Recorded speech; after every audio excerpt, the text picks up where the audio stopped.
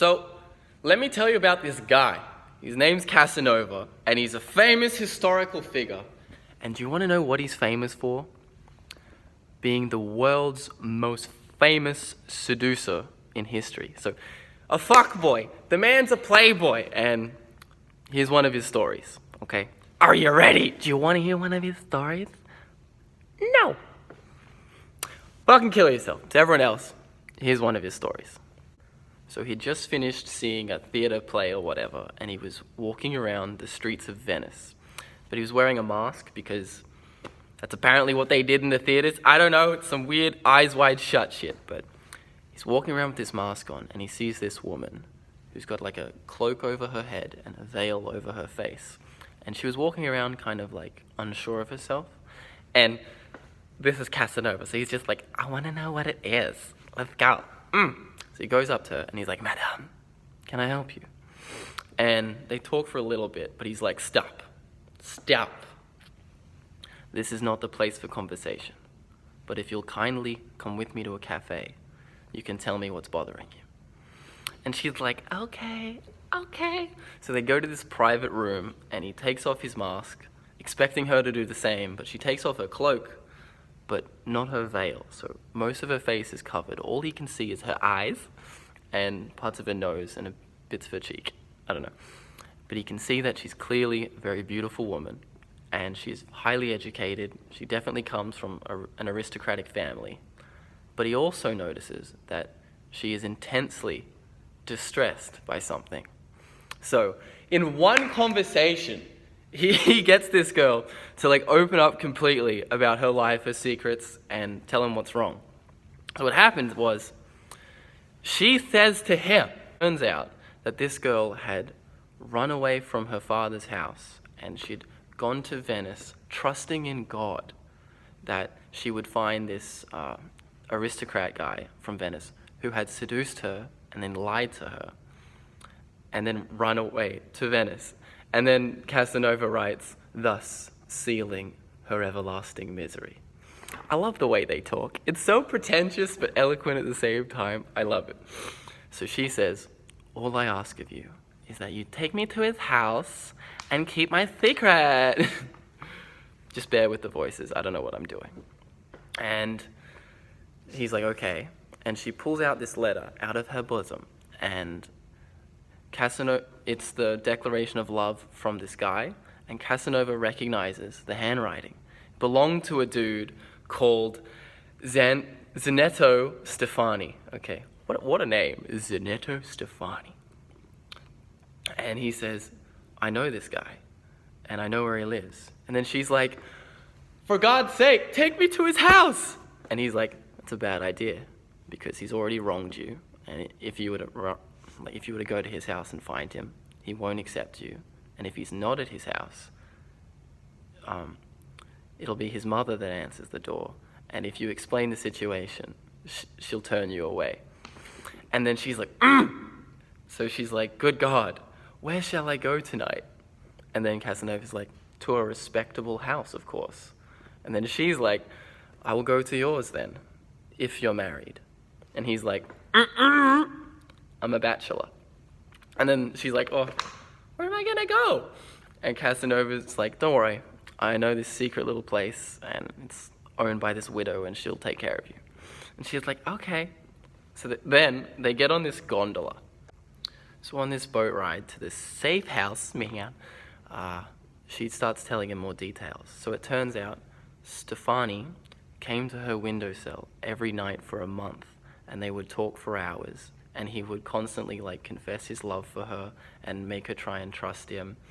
And then he asked her to run away with him to Venice and then marry him 3 days later. And she's like, I believed him, I fell into the abyss, I agreed to everything.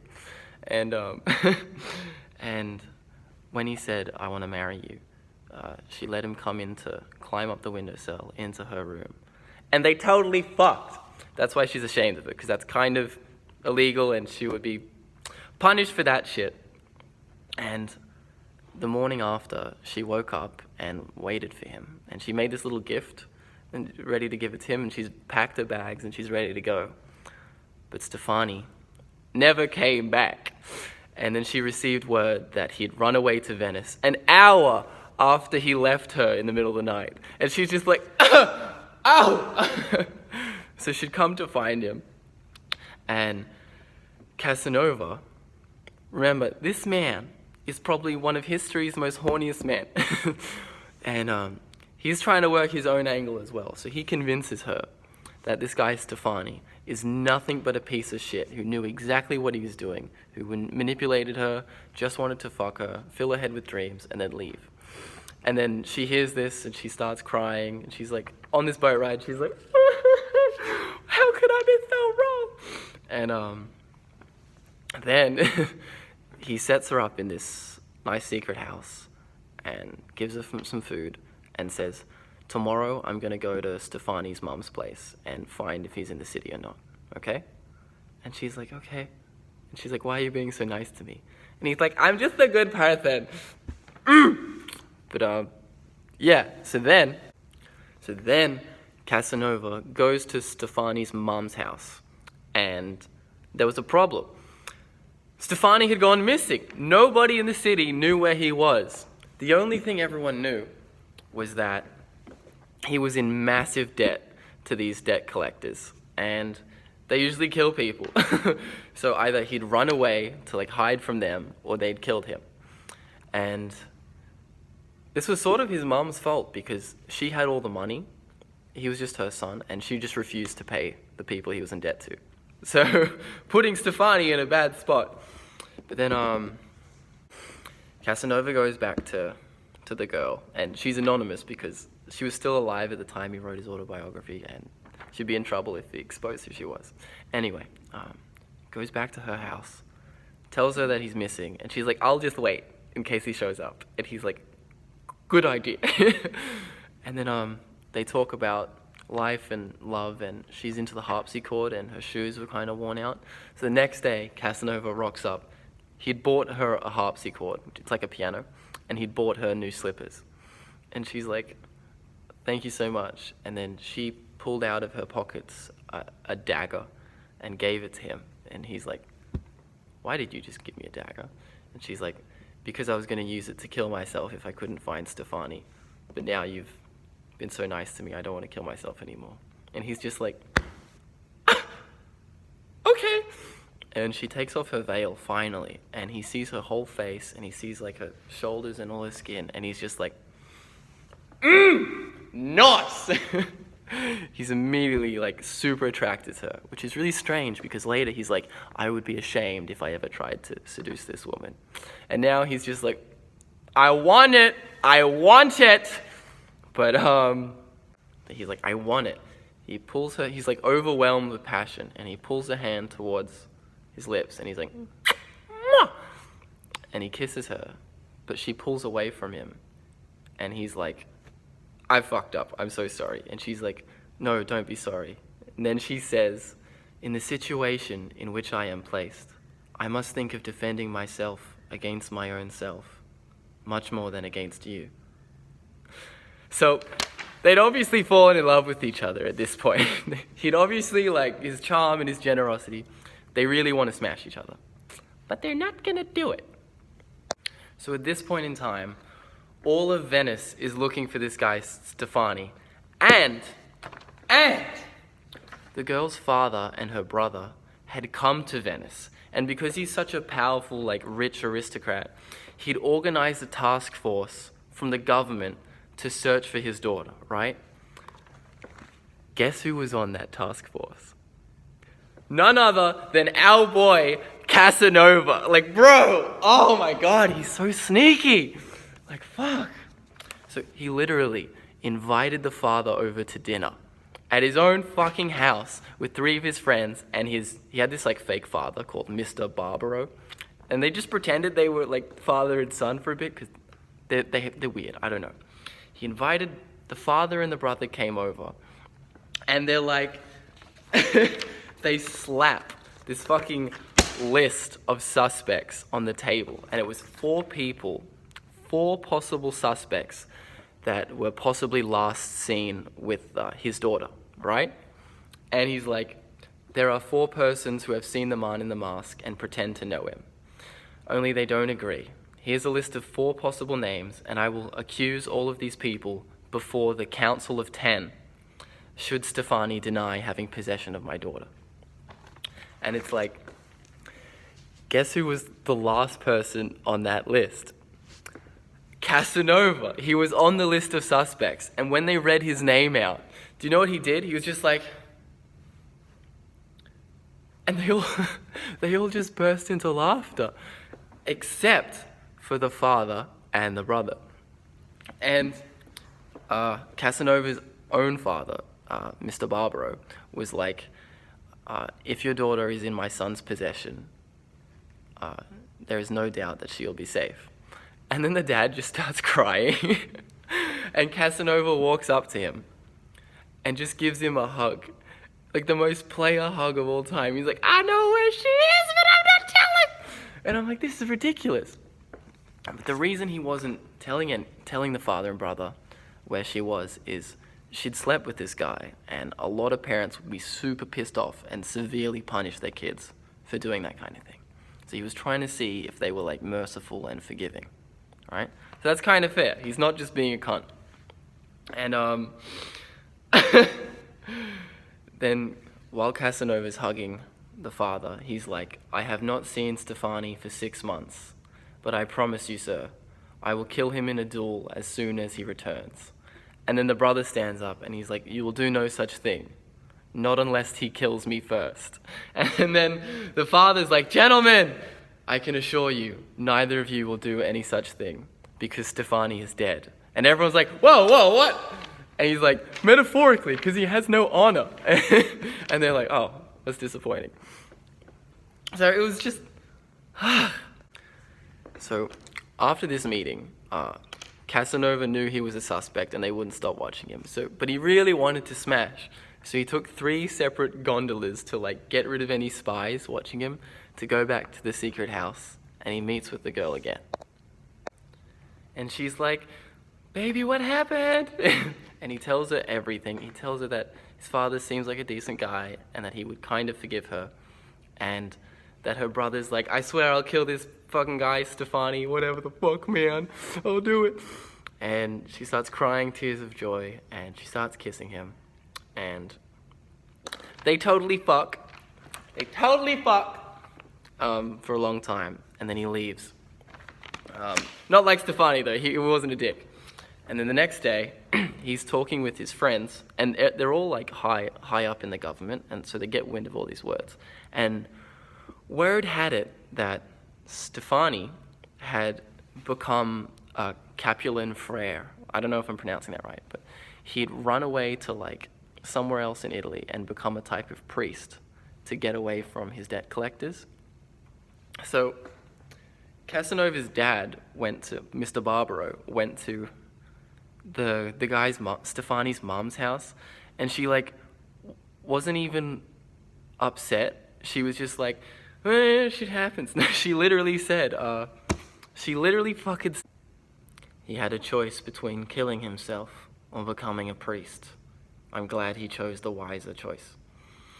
And it was kind of her fault though. Like, if she wasn't super greedy and she paid the debt collectors, he wouldn't have had to make that choice. Like, and he was her only child.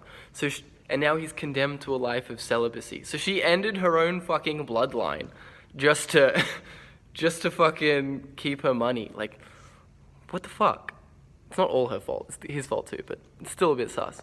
So now that everyone knows Stefani became a priest of some kind, they're like, fuck! She must have become a nun with him because they ran away together. And Casanova's sitting there under the weight of all his secrets, and he's like, boys, let me tell you a story. He finally decides to come clean, and he's like, it was from express orders from God that I was compelled until now to make a mystery of the refuge found by the young countess, like the girl. And he tells them what's up, and they're all just like, oh my God. But he doesn't tell them that they were fucking. He just tells them where she is and stuff like that. And this is just his boys in his house, right? This isn't the father and the brother. And he goes over to the girl's house, basically like one last time, and they have goodbye sex. And because he knows he has to tell the father and the brother where she is tomorrow, because the father and brother had ramped up their fucking interrogations of these people, and they were going to have all the 4 guys accused of seeing her tried under this Council of 10. So that would mean Casanova would have to tell them that he was fucking their daughter, and that would get both of them in big trouble. So he's like, oh baby. No, so he invites the father and brother over to dinner again, and he fucking says, congratulations, your daughter has been found. And the dad's like, where is she? And Casanova's like, under my protection. And the dad's like, what? Casanova says, I will tell you where she is, and I will take you to her, as long as you promise to forgive her for what's happened, for sleeping with this guy and stuff. Because it was under the promise of marriage, and she thought she was going to get married, so she thought it would be okay. And they didn't even know that Stefani had fucked her at all. So the father's like, I have no doubts about forgiving my daughter. I just want to fold into her arms and embrace her and thank God that she's okay. And Casanova's like, all right, I trust you. So he's like, tomorrow, I'll take you to where she is. But I will take your brother to where she is right now, just to ease her into it. And the dad's like, thank you, my dude. He starts crying again, hugs Casanova again, and Casanova's like, I don't know, man. I don't get this guy. But next what happened was Casanova gets to her secret place first, gave the brother instructions, and she prepped the girl on what to say to the brother. And the brother knocks on the door, and they open it, and Casanova said she was so overwhelmed with happiness and joy, and it was such like a beautiful thing to see this reunion. And I don't know, it was really wholesome. And then the brother's like, who do I have to thank? Like, who am I in debt to for all of this? And she's like, that man right there, Casanova. She's like, he was so nice to me. He set me up with a place. He kept my secret. He did all this stuff. I'm forever in his debt. And she lied because she didn't mention that they had sex at all. Like, that was just her and Casanova's secret. And Casanova's like looking at her like, good. And she's like, shh. It was kind of cool. And the story's almost over because... Oh, and everyone believed that she didn't fuck Casanova, despite him being Casa-fucking-Nova. Like, why would you believe that? Anyway, her brother leaves her alone for one last night, and she spends it with Casanova, and they have goodbye sex, and she points to the slippers he gave her, and she's like, I'll hold on to these forever, and I'll treasure all these memories. And he's like, can I cut off some of your hair and just like wear it around my neck? Because he's a romantic, okay? He's a romantic. And the next morning, he takes her to her father, and she bursts into tears, and he bursts into tears, and everyone's fucking crying, and it's strangely wholesome. And they thank Casanova endlessly, and they put her on this boat, and they start sailing back to their hometown, while she's just staring at Casanova, and he's just staring at her. And Casanova said, it was only with my eyes that I could express to the lovely girl all the feelings which filled my heart, but she understood the language, and I had no difficulty in interpreting the meaning of her looks. And then they never saw each other again. Like, that was it, you know? Nice!